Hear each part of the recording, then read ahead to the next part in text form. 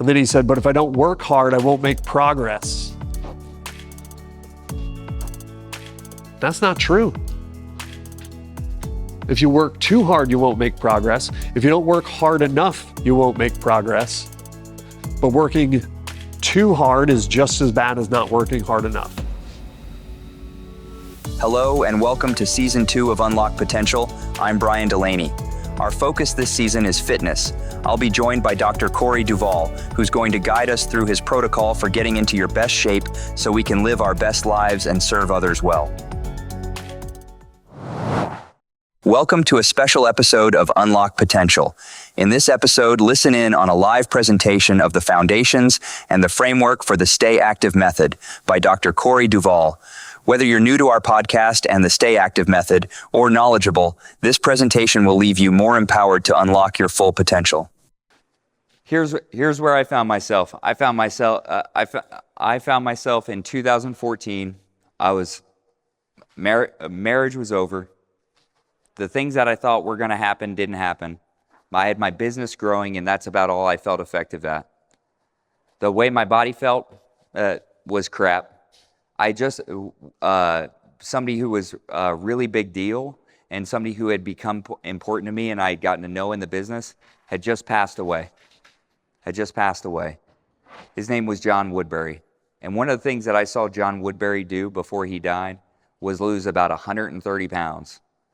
It was crazy to watch him do that. And that was inspirational. I was in a place where my energy was low, my connection with others was low. I was, at that time, I think I was about 215 pounds. I was in a situation where I found that I was drinking a lot more. And in our social situations, it's really easy to do that. It's really easy to always be entertaining and doing all that. But if your relationship is completely built around booze, maybe it can be built around some other things too. And you guys we can have a few drinks as well, right? But I found that I had built my business in such a way and I'd given it so much and I was so out of balance for so long that I was just tanking my system. That wasn't the way to do it because I wasn't approaching it in the right way. Instead of driving, it was kind of like in first gear, but with all gas, no brakes, right? And when I really needed to switch it. And so I went to the doctor. They told me, hey, listen, your hormones are shot. Your genetic age is this high, your blood pressure is here. And so it started me on a journey of like, I've got to figure out how to take care of myself. I've got to figure it out. And in that time, I tried all kinds of supplements. I tried all kinds of different advice. I tried different workout programs. I tried everything. And what I would end up doing is I would end up losing 10 to 15 pounds and then gaining that back. I would end up trying a diet fad only to fall off of it. I would end up getting to a place. I remember one time, it was right before my wedding, I lost about 30 pounds and all of my body hair as well. It turned out that wasn't the best one, it turns out. But if you ever want to know how to do that for the women, like if you're grooming, that kind of stuff, it's really great. Tons of stress. So, and I was just at a place where everything was so frustrating because every time I would try and fail, I had less will to try again. And I started to believe it was about me. I started to believe that these things weren't possible.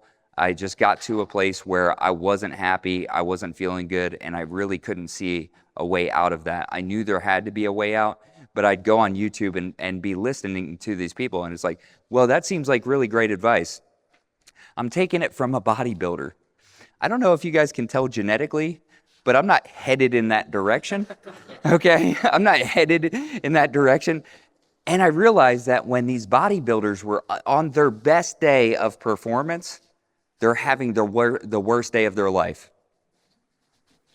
If the doctor took their vitals at that moment, they're in the worst shape of their life, and they can only remain there for a certain period of time. Is that the way I want to live? No. So I better start taking advice from other people. And so after I was listening to that, it was like, well, how do I work out? How do I eat? And there was all these pieces that were put together, and I just couldn't differentiate what pieces I needed to listen to and what pieces I needed to ignore. I didn't know what would work and what didn't. I just knew I was frustrated as hell. I needed some clarity. I needed some help, and I needed something that really worked.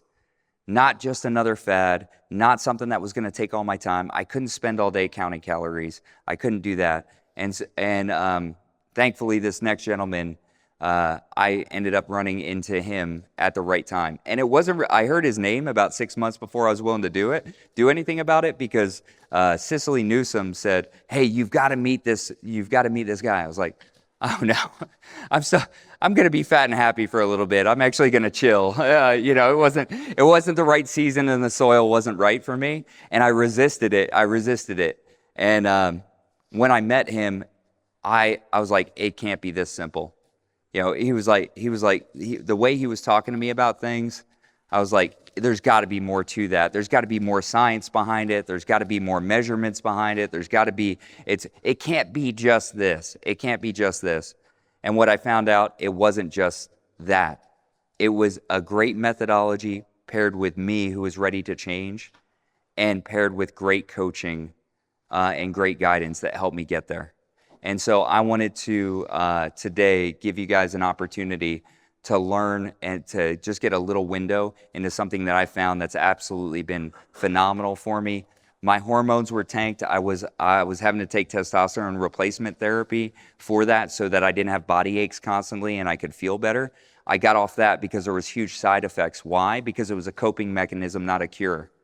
What ended up happening, my body reacclimated and it dropped down again.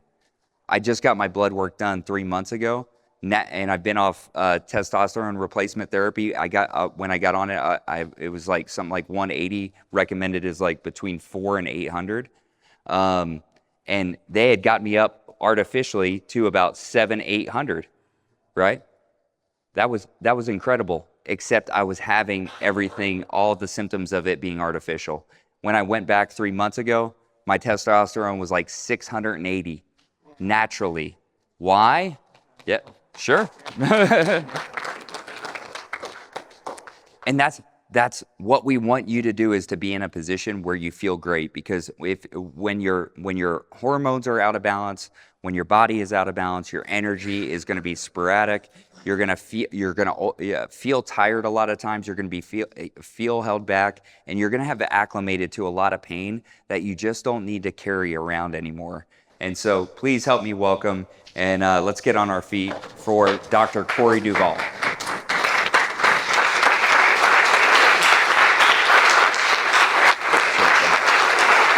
Thanks, buddy. How's it going, man? Good to see you. Yeah, thanks for being here. I'm going to turn. You want slides or in a few minutes? I don't have slides. You don't have slides? Okay, I got you. Thank you. Everybody hear me? Yeah. So, Dr. Corey Duvall, I've been working with Brian Delaney for a little over 2 years now, 1.5 to 2 years now. His stored energy has gone down tremendously, and his ability to function on less energy has gone up. The amount of distractions from his mind have gone down because he has healed things instead of ignoring them. 7 years ago, I was about 40 pounds heavier and highly medicated on asthma medication. I'm now 40 pounds lighter in the form of belly fat, in the form of inflammation, tissue damage that I had ignored and not healed. I was athletic while I was growing up, had a few injuries, had a few illnesses, had some high-level performances, and some things I was really proud of. And during that time, I was told that I had to push through. I learned that I had to push through. I learned that when something was telling me I needed to slow down or back off, that there was a pill, a cream, or an inhalant that was going to help that to go away. And of course, you want those limitations to go away, so you do what you need to make them go away. Those things don't make it go away, they make you ignore it. They make you lose awareness of it. When we lose awareness of it, we can't correct it. Now, a lot of what I do on a daily basis is I watch people move. And as they're moving, sometimes I encourage them to go a little bit more. Sometimes I encourage them to back off a little bit. Sometimes I encourage them to move a different direction. When I make those adjustments, when I make those suggestions, sometimes they have mental resistance to that. And we need to talk about it. But most of what I do is talking in a one-on-one basis. I don't do a lot of lectures like this, so I have some notes. If I refer to my notes, I'll appreciate your patience. I'll move through some of what I had in mind to talk about today, and then we'll get some Q&As, because every single one of you is going to have your own limitation. You're going to have your own awareness that you've ignored that's going to get stimulated throughout this talk. And so those things are going to bubble up. I encourage you to ask me to talk about it so we can offer a little redirection. Our body is the foundation for our brain. Our physical action is the foundation for appropriate decision. The sun goes up and the sun goes down. Our energy goes up, our energy goes down. Our businesses grow and expand. Our businesses go through release periods. What we do with our body will help us understand those natural cycles and will help us make the right decisions through those phases of growth. And it'll help us make the right decisions as we have to go through those phases of release.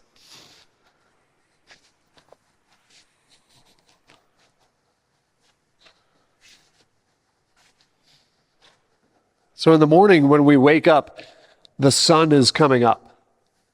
As the sun comes up, our body needs to take care of short-term, immediate needs. Our body has to take care of the necessary tasks to get through that day. As the sun reaches the peak around noon and starts to descend, we then get to shift into a more long-term planning and development phase. In the morning time, that's when our body gets work done.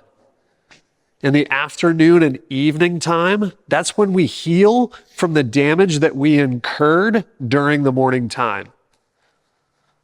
If we don't get up and get active in the morning,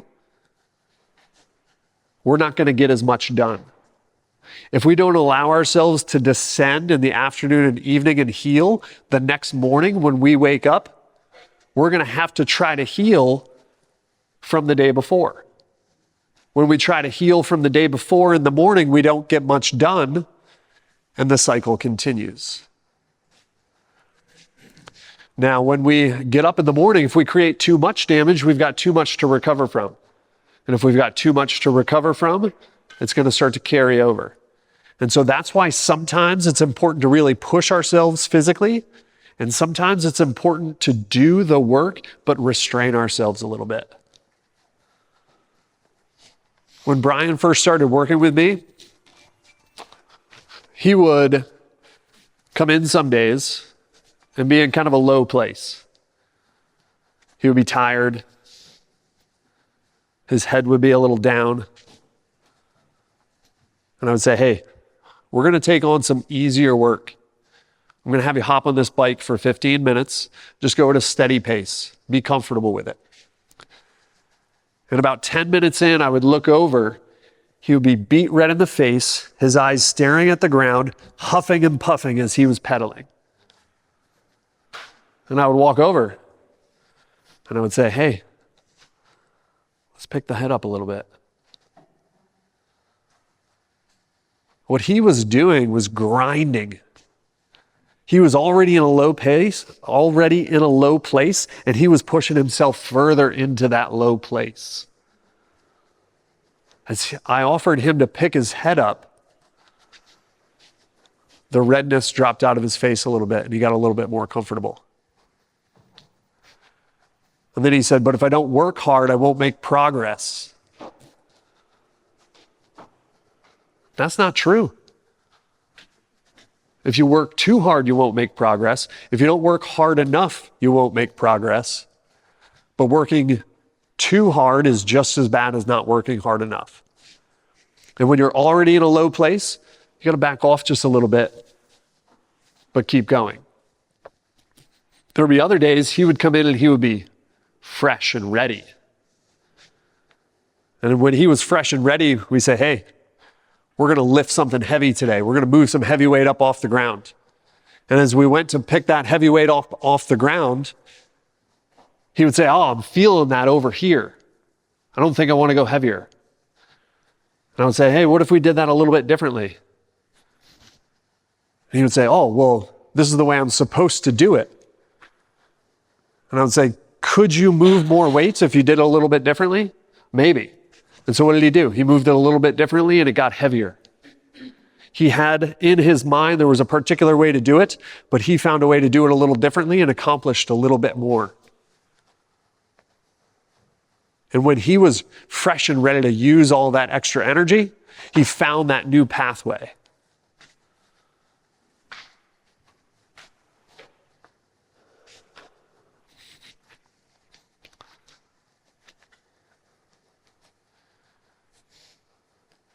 Business cycles rise and fall. When we are exercising and moving our bodies, we go up against gravity and we go down with gravity. We got to maximize performance. We got to minimize damage. When we are going down with gravity, we should touch softly. We should not bang. We should not drop. We should not just let go.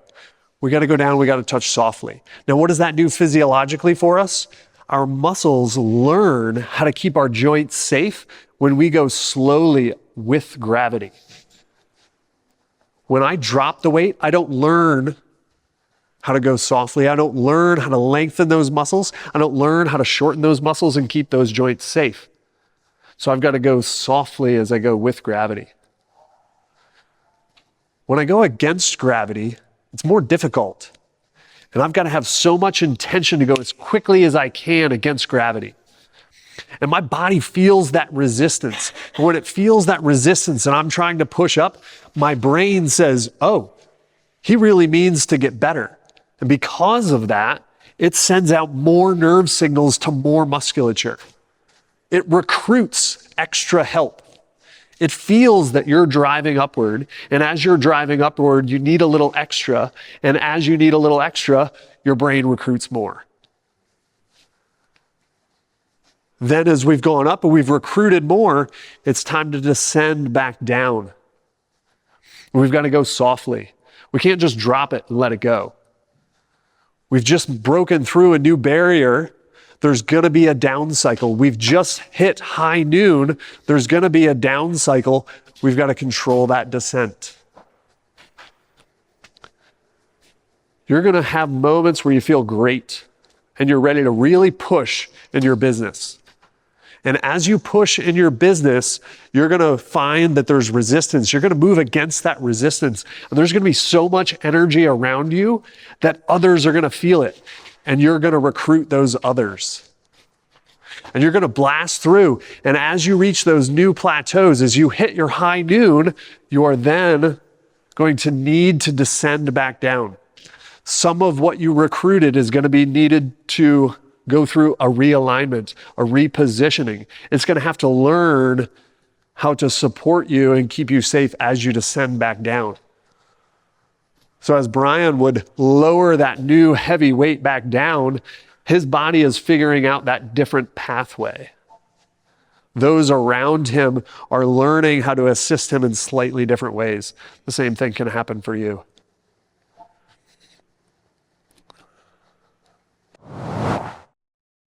So that's exercise in the morning hours. Now it's time to descend in the afternoon and evening. Now it's time for long-term development. We got to heal our tissues. In order to heal our tissues, we got to wash damage away. The only way we wash damage away is with water. I was fortunate enough to go through a shadowing program in high school where I got to stand in the operating room and observe all kinds of surgeries, all kinds of procedures. I got to stand at the head of a patient who's had their ribs cracked open for open heart surgery. I saw the lungs. I saw the heart sitting there while they took vessels from his thighs, from his shins, and from his arms and put them in new positions around his heart. And after they'd had everything sewn back up and everything perfectly placed, they left the chest open just to make sure the heart would start beating again. And as I stood there, they transitioned him, they adjusted his medication, and his heart started to beat again. And what were they doing? They were regularly washing. They were dripping water and salt on the area to flush out bacteria. All those open areas on his shins and on his arms needed to be washed away for the bacteria to wash away. That open chest cavity needed to be washed so that he could heal appropriately. The anesthetist said to me, "What's the solution to pollution?" Dilution. If you give yourself enough water, you're going to help wash all that stuff away.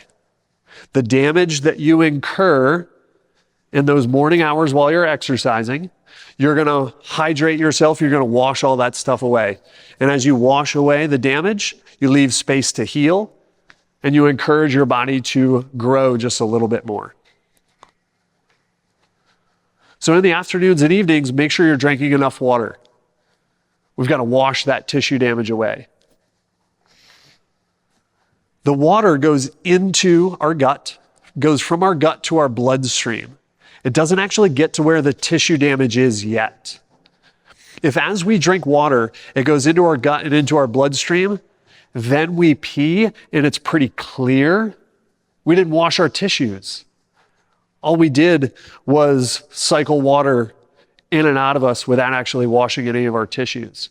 We need salt to get into where the tissue damage is, to pull the water in order to wash the tissue and cycle back through. As it cycles back through, then when we pee, it's a steady yellow color. So what is the major issue that I hear when I tell people to drink more water? They're at work. They don't want to have to go pee all the time. If you are appropriately hydrated and appropriately salted, your urine frequency will not increase. Only once you get up and move, only once you get up and stretch and walk around, if you're well salted, will you then have to pee. So if you are finding that you're at work and you're working on your hydration and you're distracted by having to go to the bathroom, check in on that urine color. It's likely trending towards clear and you need more salt. So we're washing our tissues. We're making sure we have enough water. We're making sure we have enough salt. The nerves in your brain that help you make decisions require salt. If you are low on salt, you're not going to be able to understand what somebody is asking you clearly. You're not going to be able to carry two ideas at the same time and decide clearly which one is which. Low water, low salt impacts the body. It also impacts the brain. There's focus and there's awareness. And focus is like a magnifying glass. You've got this task that you need to complete. You've got this phone call that you need to finish. You've got this decision that you've got to make. And you are intimately focused on it. You're not thinking about anything else. You're not feeling anything else. That's focus. Awareness is what's going on outside of that particular task. What are the sensations of my body? What are the sensations of my gut? What are the things that I'm hearing in the background? What are the other thoughts that are cropping in because I'm not paying attention to those things? That's our awareness. People sometimes think that the inability to focus means that they need to get better at focusing. Often, it's that there are other things they need to take care of first. When they take care of those other things first, they're able to focus easily. Movement sensation blocks damage sensation, which means when you move around a lot, you don't feel a lot of damage. If you move around very, very little, you will feel damage even if it's tiny. So morning exercise stimulates a lot of that movement. And as morning exercise stimulates a lot of that movement, you're not going to feel tiny, insignificant pieces of damage. But if you haven't exercised that morning, that afternoon, your back is going to be a little more achy. Your knees are going to be sore when you go to stand up. Your wrist is going to get sore while you're writing. Your fingers and wrists are going to get sore while you're typing. And it's because you haven't moved enough. And so that lack of morning activity will let you feel small, insignificant things and get distracted by them. They're going to be pulling your awareness away and you won't be able to focus.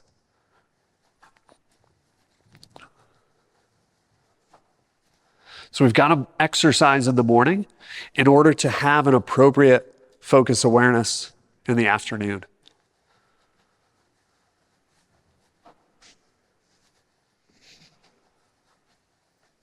How about mealtime? So we eat lunch, we put some food in our gut, we start to digest it.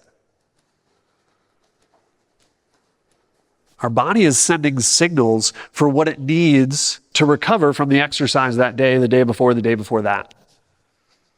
Our body is sending signals, hey, this is what we need. If what we ate is exactly what we needed, our body goes quiet. It knows that it has what it needs coming soon enough. That keeps us able to focus throughout the afternoon. But if we ate something that we don't, I'm going to back up on that. If we missed eating something that we needed, we're going to still feel hungry later that day. And we might be able to ignore that temporarily, but we're going to lose the ability to focus more and more. We're going to get more and more distracted. And as we get more and more distracted, we're going to make bad decisions. So how do we know what we need to eat? We calm ourselves. When our breathing rate increases, our digestion goes down and our awareness of that digestion goes down. The signals from our body are not clear. They're slow. They're maybe incorrect. And so we've got so much noise coming in. And as that noise comes in, we're like, I'm not really sure what I need to eat. And you just pull off, you grab something, you eat it because you just need something to eat and off you go. You hear how quickly I just spoke? That's a place of stress that you should not eat from.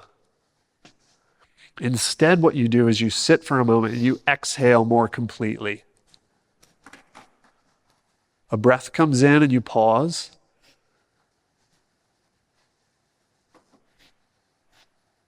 After that pause, you exhale more completely. That slows your breathing rate. As your breathing rate slows, you become super aware of what you're hungry for and how much of it you're hungry for. Now, it's 6 weeks since you started your most recent exercise program. And by doing it correctly, you're able to use the energy that you already have stored within you instead of having to bring more energy in. Which means that afternoon, as you calm yourself, I'm not hungry. When you're aware that you're not hungry, you don't have to take that time for a meal. When you don't have to take that time for a meal, you get more work done that day.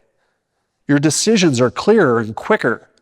You get more accomplished. You're in that growth phase. You're in that upcycle. You're in the sunrise until noon. But if we don't have that awareness, we've been exercising for 6 weeks. We're learning how to use the energy that we still have stored within us. But we eat anyway because we didn't have the right awareness. We didn't calm ourselves first. As we eat when we don't need to, that is an anchor that pulls you out of the right level of focus. And it pulls you into sleep. It pulls you into drowsiness. It pulls you into, I just want to kind of take a break. All that work you did exercising so consistently for weeks on end. And if we don't have the right awareness of it, we miss the opportunity to go through that next growth cycle. So we get up every morning, we exercise. We move our bodies in a way that stimulates us. We safely learn to lower it back down. We leave that exercise, we start hydrating ourselves with water. We make sure that water gets where it needs to go by adding salt at the appropriate time. Then we take care of the things that we need to so that we can stay focused. Eating when we're hungry and not when we're not. Where's the first question? Yes. You said add salt at the appropriate time. Is that just basically kind of like variation of the indicator, or is there some threshold or some baseline of when? Great question. What was that? There's some indicators on both ends. Yeah. So first we keep an eye on urine color, and it should be a steady yellow. If it drifts towards clear, add a little sea salt to it. It will taste better. You ever have those moments where you're going to drink water and you're like, I don't like how this tastes. I need something with some flavor. You are quite likely low on salt. You need to add some salt. It'll taste better. If you add too much salt, it won't taste very good. Are you talking about like a pinch or? That's a great place to start. If you add a pinch, you don't notice a difference. You add 2 more pinches, you're like, ooh, that tastes good. You add 2 more pinches, you're like, oh, that wasn't good. Add some water to that. Does that feel clear? 1 second. Clear in the back? Yeah. Do you recommend things like LMNT for that when you're talking about salt versus just sea salt? Good question. So LMNT has what sea salt has. It has a couple of extra things and a whole lot of marketing. You can pay for it if you want to, or you can add sea salt, which is way less expensive. You can calm yourself, and then you'll be hungry for the additional things that your body needs. What exercise? What types of exercise? What types of exercise have you done so far? I mean, I've done a lot, but I rotate between just running and lifting. Awesome. So on days where you're feeling low and rough, be a little easier on yourself. On days where you're feeling fresh and ready, that's the time to push. On days where normal things feel uncomfortable, just find different ways of doing it. That's the simplest answer I can give you right now. I am developing an app which within the next month will be released, which can give you way more specific guidance. Clear on that? Yeah. Yes. I heard you mention lunch to your belly. Is that your first meal of the days that you break your fast, or are you also eating breakfast? Was the question, is lunch always the first meal? Well, yeah, like you personally, or what do you recommend? Good. So I meet myself with that calm state often. And when I'm hungry and I have the space for it, I go eat what I'm hungry for. Normal physiology is that in the morning hours, as the sun is rising, our short-term physiology is rising, our stress hormones are rising naturally, and we should ride that. And so often we won't be hungry when all of that is firing. Then as we naturally descend into the afternoons and evenings, we will start to become more hungry. Short-term turns to long-term, stress turns to recovery, and that's when we start to get hungry and we eat what we're hungry for. There are occasions where the next morning, maybe I didn't get enough or the right things that night before, and I wake up and I'm like, ooh, I'm a little hungry. I eat what I'm hungry for that next morning. Is that clear? Yeah. Yes. I eat what I'm hungry for. Are you saying following your craving, or were you eating? I love that. Yes. I think I did. I appreciate that. Cravings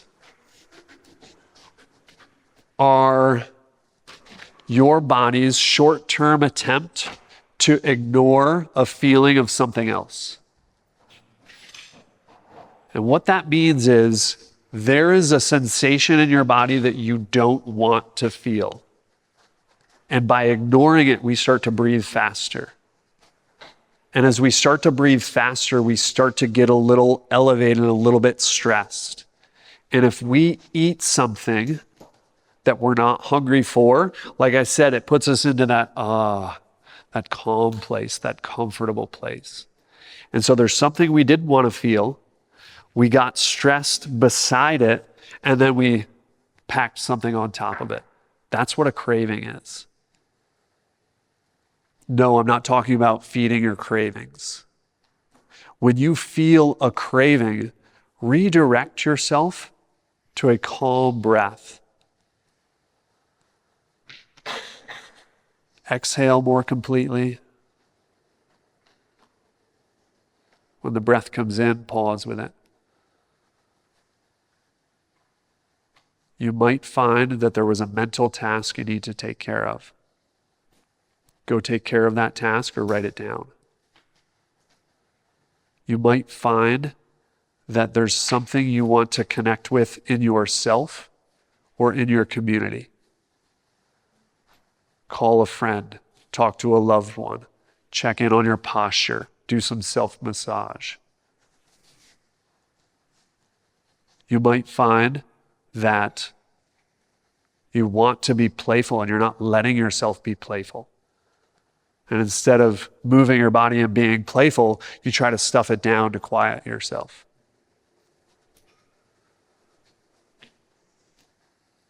Don't feed the cravings. Wait for your appetite to be there. Now that said, as you calm yourself, you may still be hungry for what you were hungry for. Then your body needs it. There's something in the ice cream where your body says, oh yeah, this is appropriate for me right now. There's something in the cookies that your body actually needs. They're going to smell good. They're going to taste good. They're going to feel good later, and they're going to leave good. And when you meet it calmly and you embrace it calmly, you'll feel each of those phases. Because some foods smell good and taste good, and they don't feel good, and they don't leave good. We want to feel all of that. So maybe. Yes. What if you feel like you're never fully calm? So how do you relearn that cue? I feel like, yeah, I'll leave it there.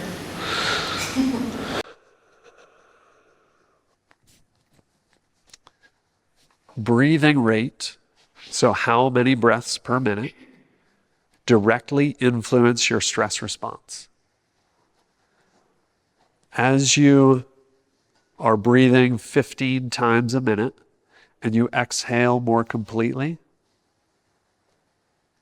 and you pause at the top of the inhale, you might take 15 down to 12. If you still feel stressed, keep going. As you're focused on that breath and taking your breaths from 12 down to 6, from 6 down to 2 breaths per minute, what you're getting stressed about will either go away or be super clear. Then you can go take care of it. Oh, I hate that phrase.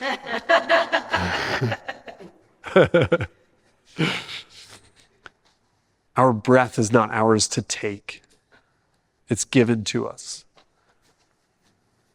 We can take extra, but it's more about what we do with it.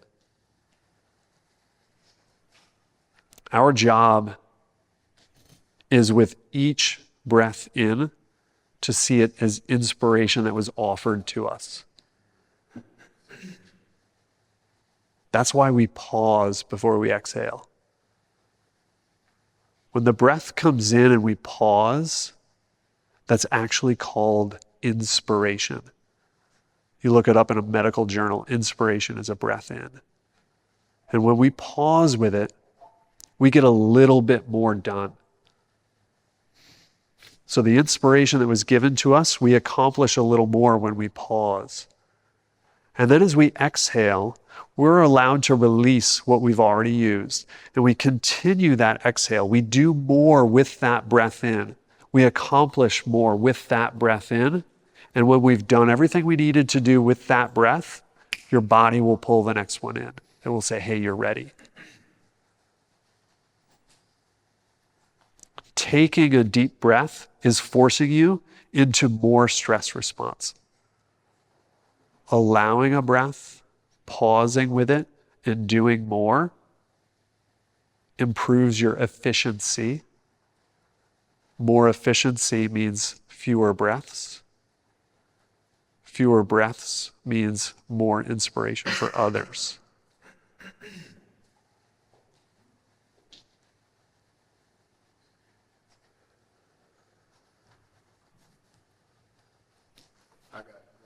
Yep.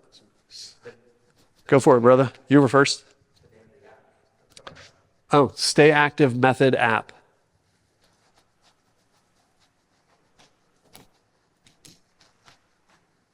It's going to walk us through how our body is feeling. It's going to educate us on what those feelings mean and what type of exercise we should do to help bring those feelings into balance. Then it's going to show you the exercise. It's going to tell you what weight to use, how many repetitions to do, how long to do it for. You're going to put in your results, and it'll take you back. It'll say, okay, now that you did that, how are you feeling? And in the background, it's taking a look at all of the exercises you've done. It's taking a look at your body composition goals. Do you need to add muscle mass to your lower body? Do you need to lose weight overall? Is your weight okay, but you got to drop belly fat? And it's going to redirect all of the exercises that are upcoming to help shift you towards those goals.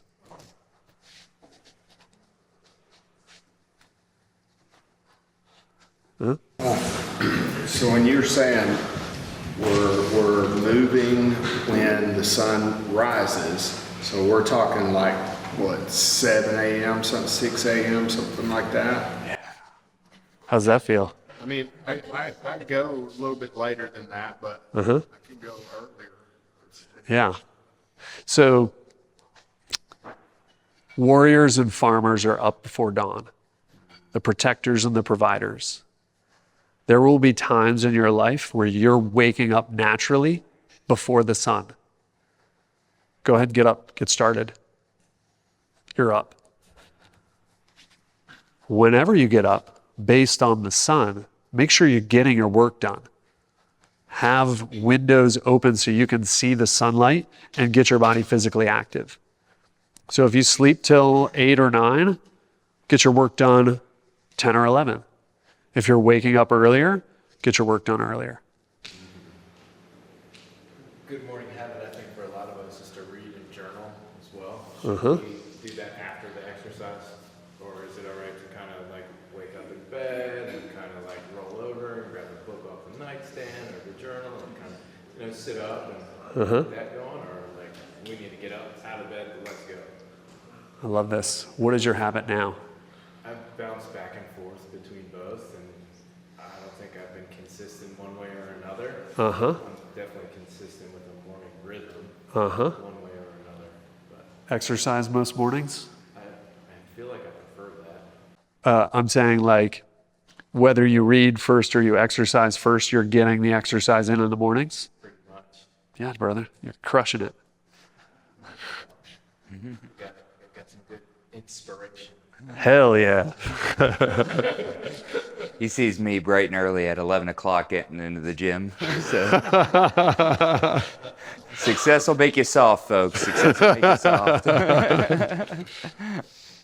Yes. In terms of nutrition, how important would you say organic versus non-organic? Ooh. Awesome question. From a hydrated and calm place, the food should smell good, it should taste good, it should feel good, and it should leave good. If that's not organic, but all of those things are occurring, super. If it is organic and all of those things are occurring, super. The more fit you get, the more delineation you might feel, then it's appropriate. Talk a little bit about activity versus exercise. I think Yeah.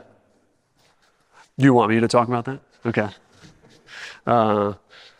He said activity versus exercise. In your business, if you never did your bookkeeping and accounting, how would you know when to spend and when to save? How would you know how much to spend and how much to save? You wouldn't. So you've got to measure some things. Exercise is planned, prepared, measured, compared, and competed. It's planned, which means I am going to exercise tomorrow morning no matter what. It's prepared. I have done everything I need to do so that when I'm there to exercise, I can complete it. It's measured.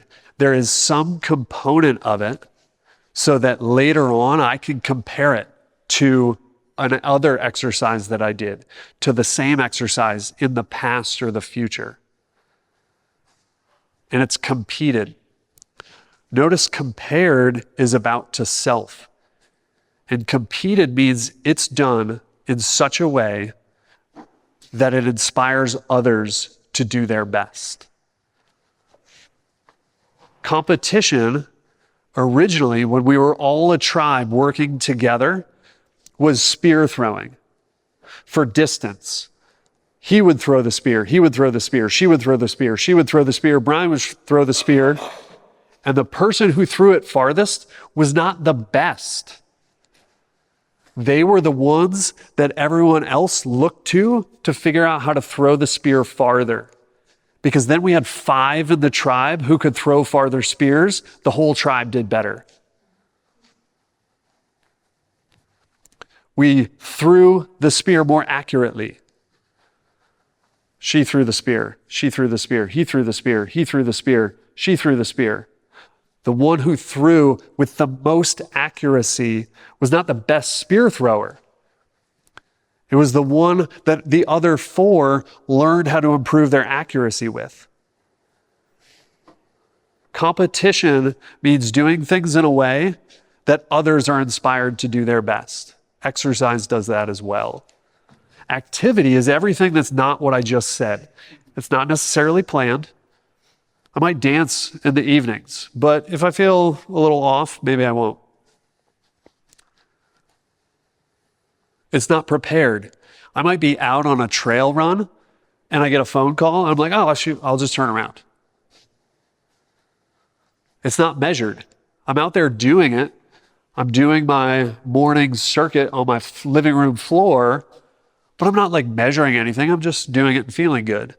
We've got nothing to compare to and nothing to guide us with accuracy.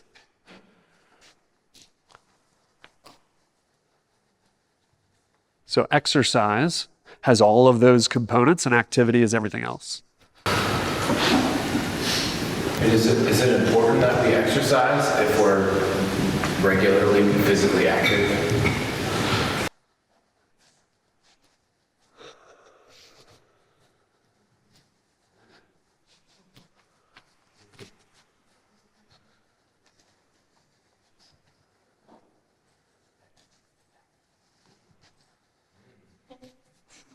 So if I have driven my car successfully without ever running out of gas, and I'm going on a road trip, should I just not pay attention to the gas gauge?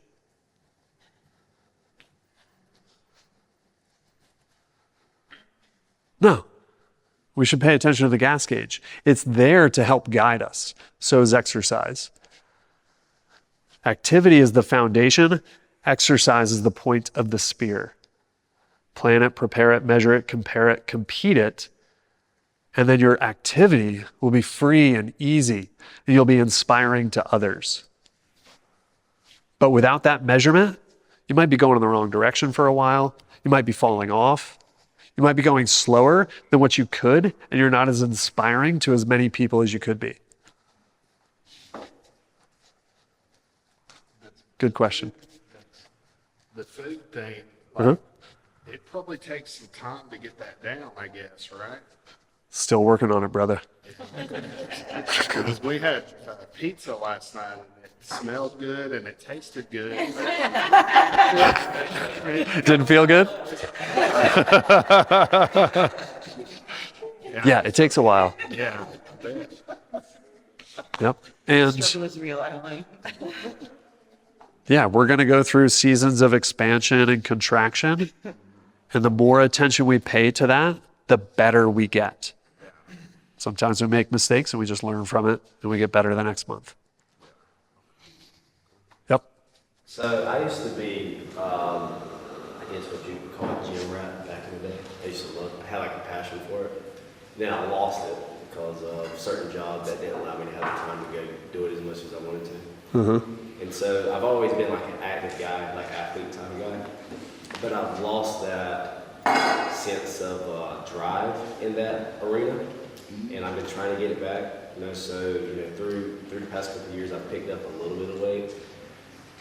And, she was like, well, let's start going to yoga. So we went to hot yoga. Mm-hmm. Guys, if you haven't tried it. But we went to hot yoga, and I lost like 14 pounds. But would you consider that exercising? Hot yoga specifically? That's exercise. Did you go no matter how you were feeling? Took care of things ahead of time? Yeah, like 6 a.m. That's okay to say yes? Yeah. Yeah. Were you comparing your pose in some sort of objective way so you could determine if you were getting better or worse or needed to do more of a different pose? Yeah. Tell me about that. I've been to hot yoga. So, like, there'd be other people in there that are just killed. And I look at the way they are compared to mine, I'm like, I suck ass. But the more I do it, the better we get. Heard. Yeah, I'm good with that. So then you compared to how capable you were against others. What if they got worse? You'd think you were getting better. You're like, oh, I'm as far as he is, and he got worse. So there's objectivity to measurement. 200 pounds on the bar is 200 pounds on the bar. No matter what gym you're at, no matter what elevation you're at, 200 pounds is 200 pounds. So there is an objectivity to exercise that needs to be there. There are some beneficial things to hot yoga, like you've experienced, and there's more in the tank for you. Well, that was the reason my question. So, like, I don't get the warrior feeling that I had back in the day. Got it.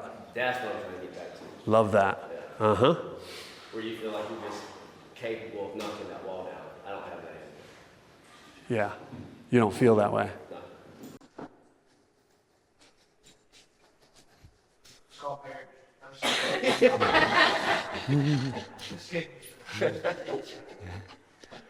It's good. Hey, so there's a Time-wise? what's that? I wanted to finish answering his Oh, question. I'm sorry. I'm That's sorry. okay. I wasn't That's paying okay. attention. This is a good finisher. So There's a pyramid that I use as a model for developing our fitness. That right there. When you walk up to a structure that is a pyramid, you see the height of the pyramid, and that's what impresses you the most. Ooh, look at that peak. That is our strength. The capacity to run through that wall no matter what and actually accomplish it, that's your strength. That strength can be really high. And if the base is narrow, it gets wobbly and it falls over. So we got to build a base in order to support the peak.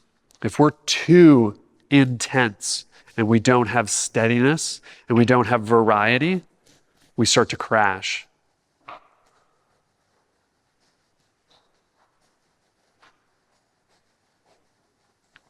Part of building that base is stamina work. Stamina work is lighter weights for longer durations with less intensity.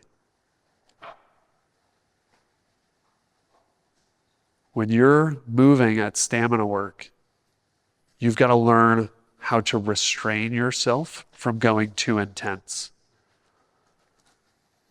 If you go too hard in your stamina work, you burn out the engine before you can keep going. And what does that mean physiologically? You've got cortisol, which is stress hormone, and you've got testosterone, which is recovery hormone. Your vigor is your testosterone. It's the... And stamina work done correctly helps both of those balance out. Stamina work done too intensely takes your testosterone and turns it into cortisol. Your drive goes down. And it's because you didn't learn how to restrain appropriately. And you maybe push a little bit too intensely, a little too hard. As your base builds, and as you learn that restraint, that builds up within you. And as it builds up within you, your fire starts to come back. Now, as your fire starts to come back, I'm reminded of Spider-Man and his uncle Ben.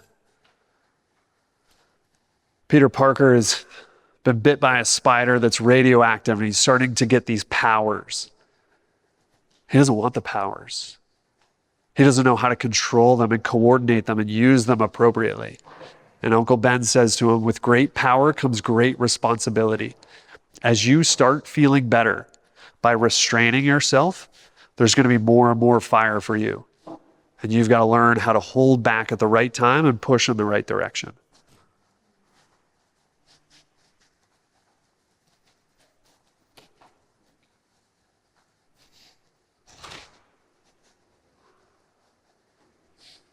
Hot yoga. What's your experience like while you're going through that? Are you comfortable? Are you uncomfortable? At the end of it? By good, do you mean tired? Refreshed. Very good. What's the most weight you've lifted when you remembered you were doing great? 235? Uh-huh. If I gave you a 65-pound dumbbell and said, hey, do this for 10 minutes, you think you could take that on? Same activity as you did with your 235. So you bench press 235? How much is your deadlift?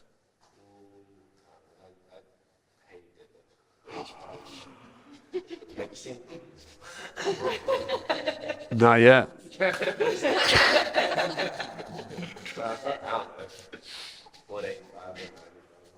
Awesome.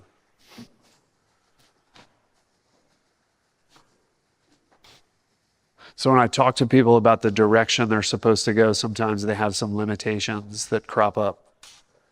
If you can bench 235, I would estimate your deadlift should be over 400. And benching 235 puts a strain on your rib cage and on your torso that makes you feel weak and tired, unless you've got the strength of the deadlift to pull it back. So if your deadlift is 185 and your bench is 235, that compresses your rib cage and puts a lot of strain on your heart. You feel tired. Your breath is quicker. You're not nearly as energized. But as 185 turns to 205, 205 turns to 225, 225 turns to 275, 275 turns to 450, you're holding yourself entirely differently.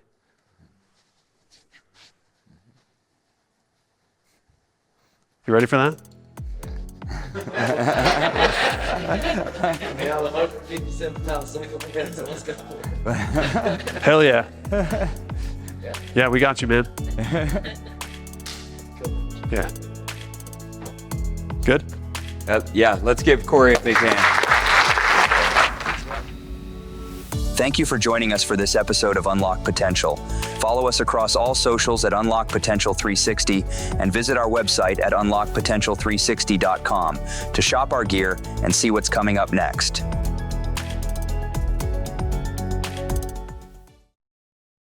The information and views expressed by our host or guests on the Unlock Potential podcast are their own, and not a substitute for professional medical or fitness advice. Always consult with qualified healthcare or fitness professionals before starting any new exercise program or making changes to your current routine.